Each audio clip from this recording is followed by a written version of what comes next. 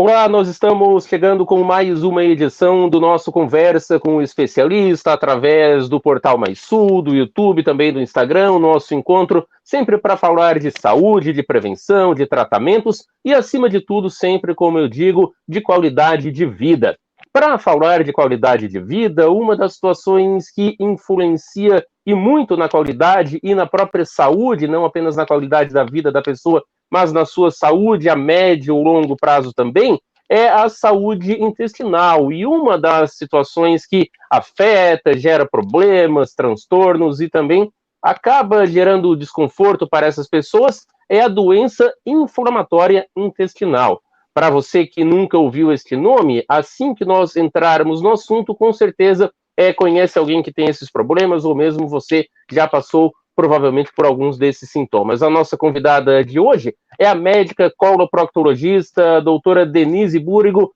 Doutora Denise, muito bom dia, tudo bem? Tudo bem, Carlos? Bom dia a todo mundo que está nos vendo. Vamos falar um pouquinho sobre saúde do intestino, que é o que eu faço na minha vida. Doutora, acredito que a doença inflamatória intestinal seja uma das situações que é rotina quase no seu consultório. Quando os pacientes apresentam alguma queixa, muitos deles acabam saindo com esse diagnóstico, né? Para a gente começar a nossa conversa, o que é e como é que ocorre, o que causa essa doença inflamatória intestinal?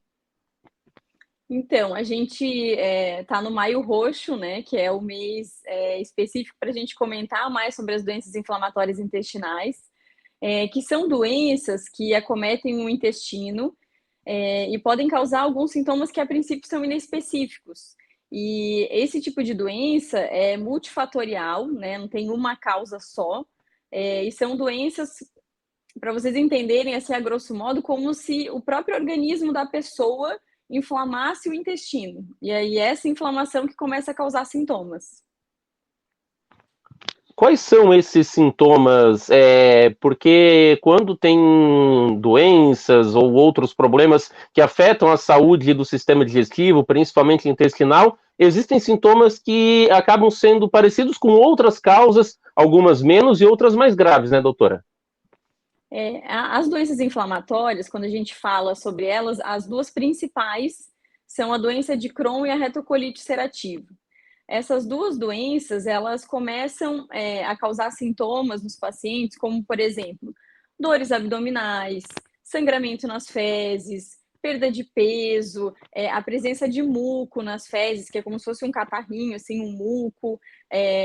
E como essas doenças acontecem na maioria dos casos em pacientes jovens, né, a faixa etária geralmente entre em pacientes assim dos 15 aos 40 anos, né, onde a gente tem o maior número de casos, mas pode acontecer inclusive em crianças também e em pessoas mais idosas. Mas nessa faixa etária, assim, dos 15 aos 40, esse tipo de sintoma de diarreia, dá uma cólica abdominal, dá um sangramentinho nas fezes, né? Quando esses sintomas começam, é difícil as pessoas associarem alguma doença assim, né? Sempre acham, alguma coisa que eu comi, alguma coisa que irritou meu intestino, né? Ou às vezes as doenças se sobrepõem, né? Tem pessoas que têm alguma outra doença intestinal, alguma intolerância alimentar, enfim, e depois abrem esse diagnóstico de doença inflamatória. Então, por esse motivo, inclusive, geralmente os pacientes passam até anos até de fato diagnosticarem, porque vão indo assim, achando que esses sintomas vão passar, vão melhorar, e até a gente chegar a um diagnóstico definitivo. Esse diagnóstico, na maioria dos casos, ele é feito através da anamnese, do exame clínico, ou precisa também de exames laboratoriais, de imagem, como funciona? A gente, para fazer o diagnóstico, a gente tem várias etapas, vários critérios, assim. A primeira coisa que nos faz pensar são esses sintomas que eu citei, né? A pessoa tem, de maneira recorrente, dores abdominais, diarreia, sangue, muco, pode ter perda de peso, pode ter sintomas extraintestinais, que a gente chama, dores articulares, lesões de pele, né? Então, acontece a uveíte, que é uma inflamação lá dentro do olho. Então, esses sintomas intestinais e extraintestinais em conjunto nos fazem pensar nesse diagnóstico. Para a gente confirmar, a gente tem aí a parte laboratorial, né, exames de sangue e colonoscopia, né? Esses exames de imagem, o exame que de fato confirma que é o padrão ouro assim, para o diagnóstico é a colonoscopia com biópsia. A gente vai lá, faz a colonoscopia, durante o exame a gente já consegue evidenciar se existe esse padrão inflamatório. Para vocês entenderem, eu olho o interior do intestino e eu vejo que ele está avermelhado, está sangrante quando a gente mal encosta, pode ter úlceras, né, dentro do intestino. Então, isso faz com que a gente já diagnostique um padrão e a gente vai lá e biopsia, tira um fragmentinho microscópico, assim, muito pequeno dos segmentos que estão comprometidos, e a gente manda esse tecidinho para biópsia, né, para fazer a análise. Através da análise ali a gente tem alguns critérios bem específicos assim que me falam a favor ou da doença de Crohn ou da retocolite ulcerativa. Então é um conjunto, a conversa, os sintomas, os exames de laboratório que a gente vê o paciente que está com a doença em atividade, ele tem marcadores inflamatórios aumentados, a pessoa tem anemia, né, associada, e além disso, essas alterações na colonoscopia. Quando você pede a colonoscopia com biópsia, muitos pacientes ficam já com receio, né, doutora? Pelo preparo, pelo exame que você vai ter que dormir, ficar sedado durante a colonoscopia e também pela palavra biópsia, né? Porque muitas pessoas associam já a uma suspeita de câncer. Também serve para isso, mas nem em todos os casos, né, doutora? Com certeza. Paciente que vem consultar comigo, com queixas assim, a gente vai fazer biópsia, principalmente o paciente que tem um quadro de diarreia crônica associada, eu já adianto, olha, não se assuste, que vai ter uma amostrinha lá no final do exame, vai ter biópsia, mas isso não é sinônimo de já alguma coisa ruim, então eu já tento acalmar antes do diagnóstico mesmo e do exame.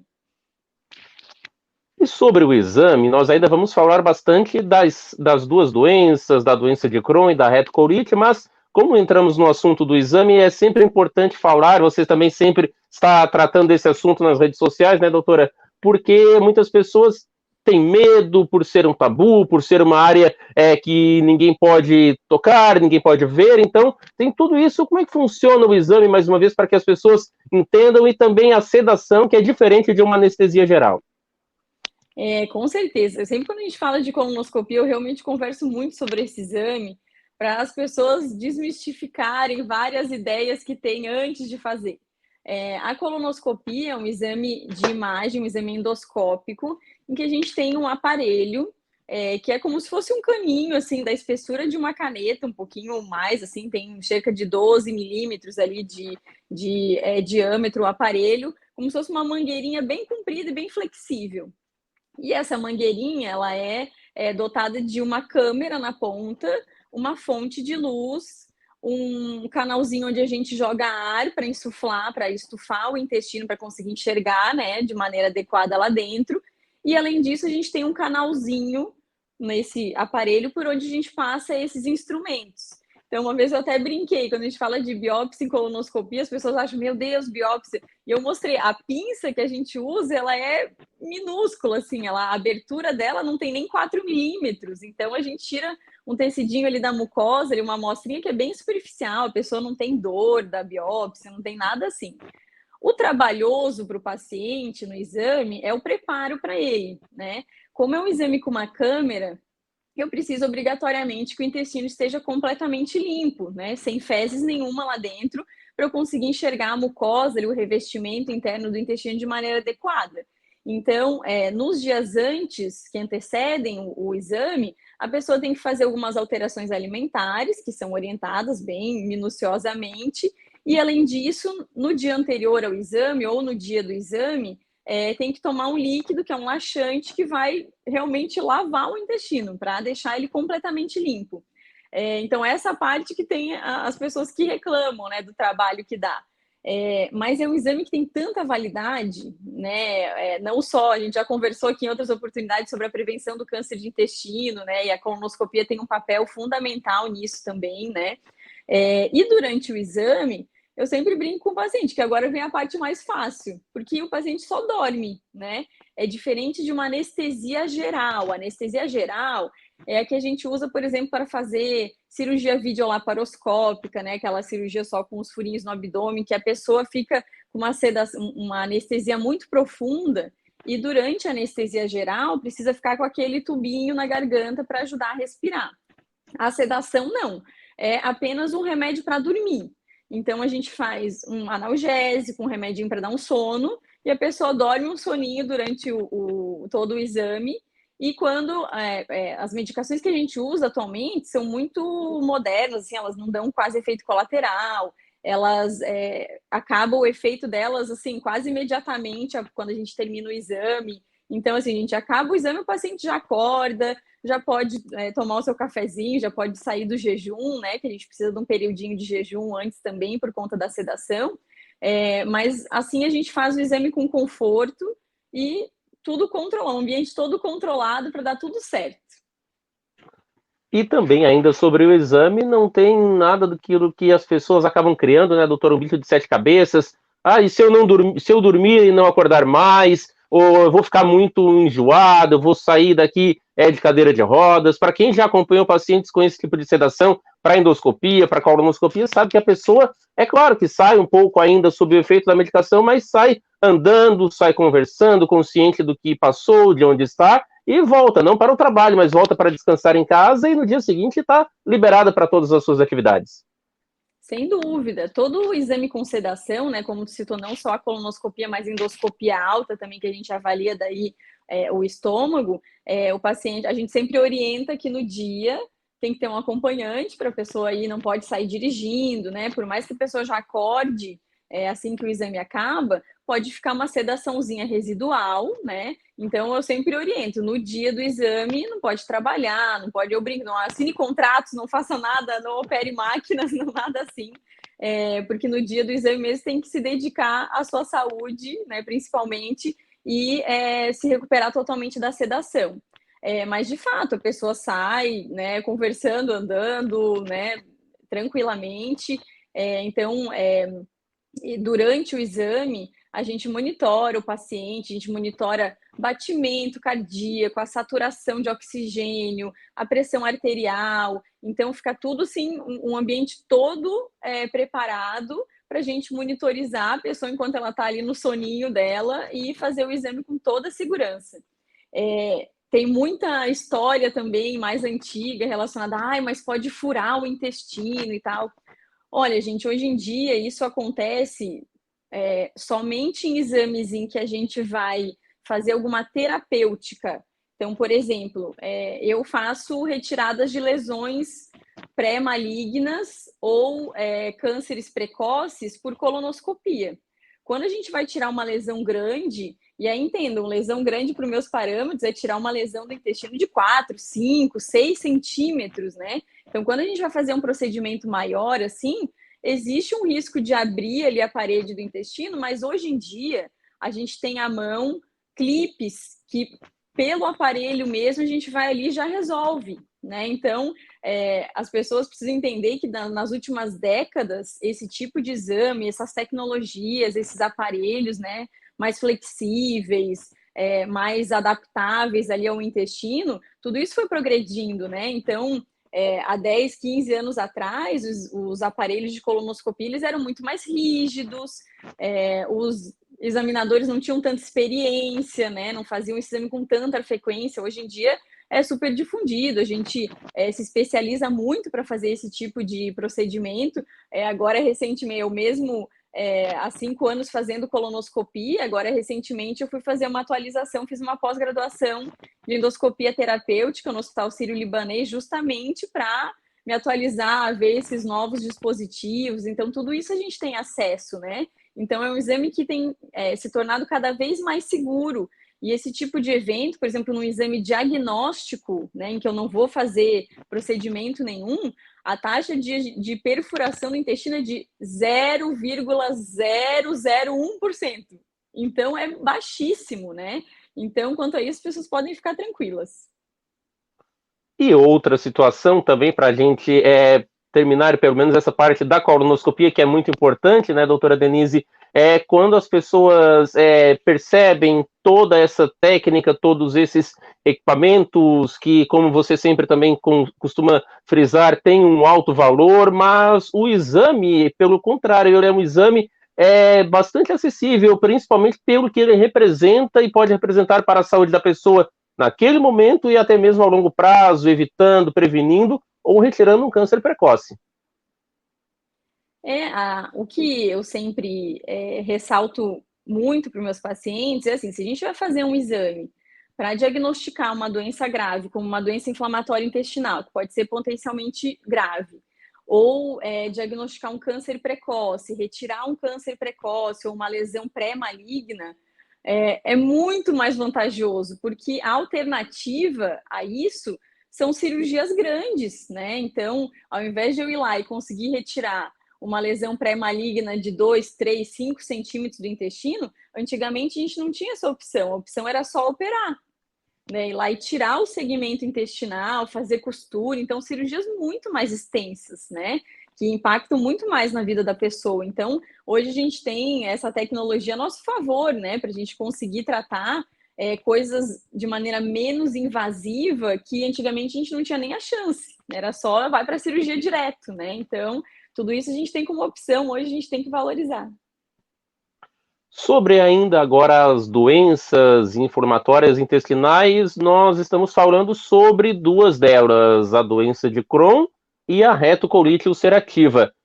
Dá para ter noção para que as pessoas que não são da área consigam entender quais são os sintomas principais entre as duas e quais são as diferenças, tanto para a qualidade de vida, para os sintomas e de prognóstico desses dois casos? Então, a doença de Crohn e a retocolite têm algumas diferenças, né? Apesar de, em relação a sintomas, às vezes elas podem se confundir inicialmente. A doença de Crohn, por exemplo, a gente fala que ela pode atingir o trato gastrointestinal inteiro, desde o estômago até o ânus, até o canal anal, a gente pode ter manifestação de doença de Crohn. A retocolite ulcerativa já é diferente. A retocolite ela atinge só o intestino grosso, né? E ainda assim ela tem modalidades de aparecimento. Pode ser só no reto, só no finalzinho, pode ser todo o intestino grosso acometido pela inflamação.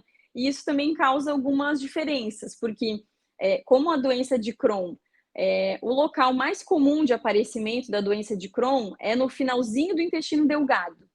Então, na colonoscopia, a gente vai lá, percorre todo o intestino grosso e a gente consegue fazer uma manobrinha ali e entrar no finalzinho do intestino delgado para visualizar. Então, ali é o local mais comum de aparecimento da doença de Crohn. E como ela pode atingir o intestino delgado, né, que é o intestino fino, ela pode causar estreitamentos no intestino delgado, pode causar daí a inflamação perfural no intestino delgado, o paciente ter fístula, que é quando parece uma comunicação que não deveria existir entre uma alça do intestino e outra, né? E aí tem pacientes, por exemplo, que chegam com um quadro de uma obstrução intestinal, né? Quem não sabe do diagnóstico, vai tendo sintoma, que vai progredindo, a doença de Crohn pode essa inflamação ser tão intensa ali no intestino delgado que acaba fechando ele, né? E aí a pessoa não consegue se alimentar, tem enjoo, a barriga estufa, né? Tem vômitos, né? Então são quadros diferentes. A retocolite ulcerativa, ela acomete só o intestino grosso, então geralmente são quadros de sangramentos maiores, quadros de anemia, quadros de diarreia, ou assim, a pessoa pode ter um sintoma que chama tenesmo, que é quando o reto está inflamado, aí a pessoa tem vontade de evacuar, jura que tem fezes ali, que vai evacuar, vai ao vaso sanitário e não sai nada. Então, o tenesmo é só essa sensação recorrente de vontade evacuatória, mas chega ali não tem nada no intestino para sair, né, ali no reto. Fica só realmente essa sensação por conta da inflamação. Então, quando a gente vai diagnosticar, qual é a importância de diferenciar uma da outra? Porque os esquemas de medicamentos são diferentes, né? Então, quem trata doença inflamatória também tem que estar sempre se atualizando, sempre vendo os novos medicamentos que são lançados. Então, doença de Crohn, a chance do paciente ter que ser operado em algum momento na vida é maior atualmente do que na retocolite ulcerativa. Porque nas últimas décadas a gente tem os medicamentos que a gente chama de imunobiológicos, que são medicamentos super sofisticados que acalmam essa inflamação intestinal. E muitas vezes o paciente com doença de Crohn mais grave, mesmo a gente usando esses medicamentos, a gente ainda assim tem que ir lá e tirar os segmentos do intestino que estão muito inflamados. Então, essas diferenças, né, em gravidade, até por isso que somos nós coloproctologistas que tratamos doença inflamatória, porque são doenças que podem ser cirúrgicas em algum momento. Além do tratamento com os medicamentos, ou no caso principalmente da doença de Crohn cirúrgico em algum momento, doutora, é possível depois desses medicamentos ou do procedimento cirúrgico afirmar que o paciente de uma ou de outra doença está curado, ele vai precisar de um acompanhamento para o resto da vida? Como funciona? Então, são doenças crônicas. Isso quer dizer que elas não têm cura, mas elas têm controle, né? Então, quando a gente fala de tratamento de doenças inflamatórias, a gente quer buscar uma situação que chama remissão, que é quando a doença está lá quietinha e a pessoa não tem sintoma praticamente nenhum, né? Então, quando a gente diagnostica, a gente escolhe caso a caso o tratamento que vai ser realizado naquele paciente e a gente vai acompanhando até o paciente entrar em remissão e aí se mantém esse medicamento, né? Não é uma doença que a gente trata e aí daqui a pouco a gente tira o medicamento, vai ficar sem nada. Não, algum medicamento essa pessoa sempre vai usar para controlar, né? E eu sei que tem pacientes jovens que têm uma dificuldade de aceitar, né? Claro, ninguém fica tranquilo quando recebe um diagnóstico de uma doença crônica, né? Que sabe que vai ter que tratar sempre, né? Vai ter que ter um cuidado sempre, né? Então, tem pacientes que ficam meio arredios, assim, toma um remédio, melhora e larga tudo. Aí volta tudo de novo a inflamação. Então, eu brinco com meus pacientes que quem fez o diagnóstico, começa o acompanhamento, a gente casa, porque vai ter que me aguentar e a gente vai tratando. Muito importante também o acompanhamento multidisciplinar. Eu sempre oriento o acompanhamento nutricional também. Existem algumas mudanças alimentares que a pessoa precisa fazer para ajudar a desinflamar o intestino. Além disso, a gente sabe que o paciente que tem doença inflamatória, algum componente emocional pode piorar os sintomas, né? Então, fazer terapia, ter esse cuidado também com a saúde mental, melhora o nosso resultado do tratamento. Então, não só com a sua coloprocto, mas também ter essa equipe multidisciplinar também para ajudar a gente a chegar à remissão. Sobre as doenças inflamatórias intestinais, nos dois casos, acredito seja possível prevenir ou pelo menos evitar a progressão da doença com atividade física, com alimentação. O que dá para o paciente fazer, tanto aquele que já tem a doença para evitar a sua piora ou para quem não tem, para tentar evitar tê-la no futuro? Então, como as doenças inflamatórias intestinais, a gente até hoje não descobriu uma causa delas. Assim, tem paciente que me pergunta, nossa, mas foi alguma bactéria que eu peguei, foi alguma coisa que eu fiz e tal, e não. A gente sabe que tem fatores genéticos associados, tem fatores alimentares, tem alteração de flora intestinal, tem questões assim, até como se usou muito antibiótico durante a infância, alterou a flora intestinal, como é que foi lá o padrão, né? Porque a nossa flora intestinal, ela se forma, né? O padrão que a gente vai manter durante a vida até os 2 anos de idade.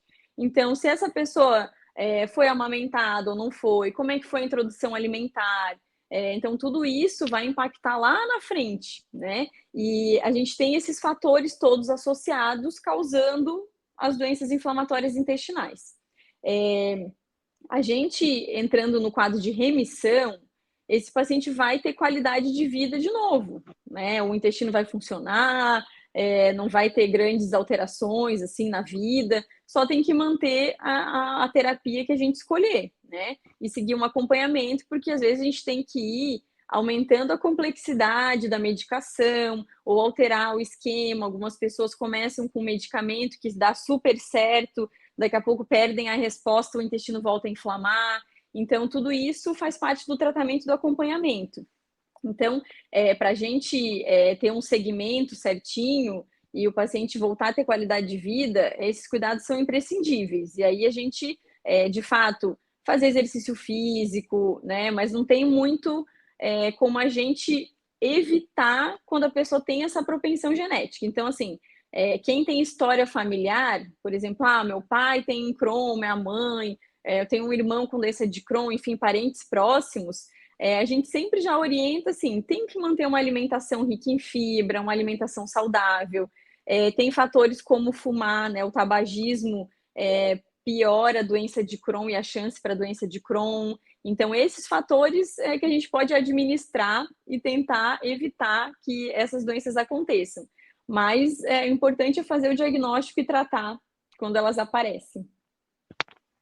E para quem, por qualquer motivo, não trata, seja porque sabe, mas prefere deixar assim mesmo, porque nunca procurou o atendimento especializado, porque acha que o intestino faz anos que funciona desse jeito, ou que não funciona, e para o longo prazo, no caso de não tratar, tem chance de se agravar esses problemas, de se transformar em uma doença ainda mais grave? Como é que funciona? Então, quando a gente tem o diagnóstico, e assim, infelizmente, às vezes a gente para pensar assim, poxa, como é que uma pessoa vai receber um diagnóstico assim e simplesmente não vai querer tratar e tal, mas acontece, infelizmente acontece, a gente vê isso no nosso dia a dia, né? E eu sempre explico que o intestino ficar ali cronicamente inflamado, sem tratamento nenhum, a gente pode ter um agravo, como na doença de Crohn, por exemplo. Pode ser que o paciente tenha esse estreitamento, que obstrua o intestino. Pode ser que a inflamação fique tão séria, tanto no Crohn quanto na retocolite, que acaba causando uma perfuração intestinal, né? E aí causa uma infecção grave no abdômen. Então, quando a pessoa diagnostica e não trata, ela pode se agravar nesse sentido. Outra questão é que o intestino ficar cronicamente inflamado faz com que essa pessoa tenha uma chance um pouco maior do que a população geral de câncer de intestino, né? Então, a gente sabe que, assim, depois de 8 anos de doença, de diagnóstico, a pessoa tem que fazer o rastreio para o câncer de intestino, a prevenção, de maneira mais intensa para a gente evitar o câncer de acontecer, né? Quando a pessoa mantém esses cuidados, mantém o tratamento, deixa o intestino desinflamado, faz os cuidados alimentares e tudo isso, a gente diminui essa chance do câncer de intestino nesses pacientes. Por outro lado, tem ainda, né, doutora, quem vai procurar os seus sintomas na internet, não procura um profissional capacitado, qualificado, com um registro da qualificação de especialista na área da coloproctologia e vai atrás de dietas da moda, de substâncias, de, enfim, qualquer outra coisa mágica, milagrosa que você vê, soroterapia, não sei mais quais outras situações que ainda vão surgir e que acaba também, além de atrasar o diagnóstico correto e o tratamento, mas pode provocar também a piora desse problema ou de outros problemas na saúde da pessoa também, né? Com certeza. Contando um casinho para vocês aqui, curiosidade, eu tenho uma paciente que faz acompanhamento comigo atualmente, que é idosa, e ela já tem um diagnóstico de uma doença inflamatória há muitos anos.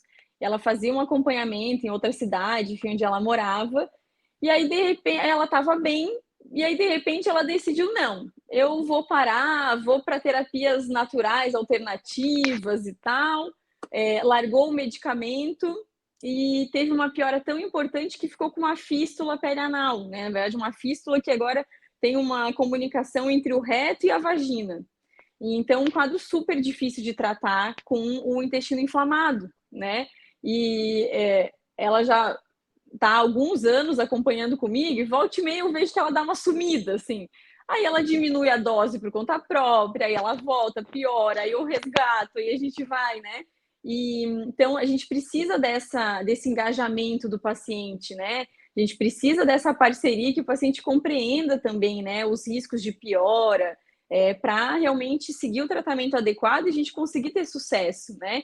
Então, não adianta as pessoas se renderem. Eu sou super flexível assim com meus pacientes em relação a terapias alternativas, se eles se sentirem bem com isso, mas não deixe o medicamento de lado, né?